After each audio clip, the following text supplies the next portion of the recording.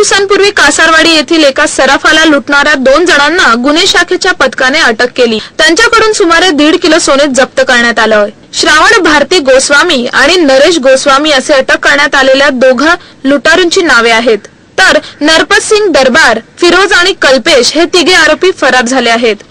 10 डिसेंबरला कासारवाडी येथील नरेंद्र कुमार जैन या सराफावर चाकूने वार करून दुकानातील रोख रक्कम आणि सोन्याचे दागिने असा 90 लाखांचा ऐवज लुटण्याची घटना घडली होती।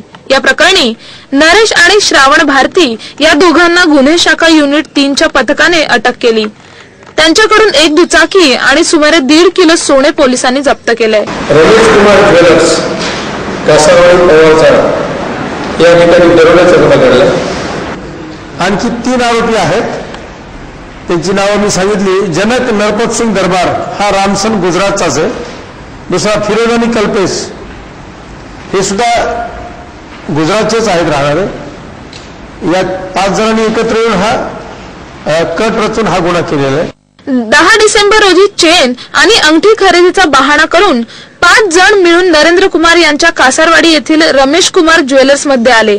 यावेळी त्यांनी चाकूने जैन यांच्या गळ्यावर आणि हातावर वार केला, तसेच तोंडात रुमाल कोंबून त्यानंतर दुकानातील विक्रीसाठीचे आणि लोखंडी कपाटात गहाण ठेवलेले सोन्याचे दागिने आणि रोकड असा 90 लाखांचा ऐवज लुटला।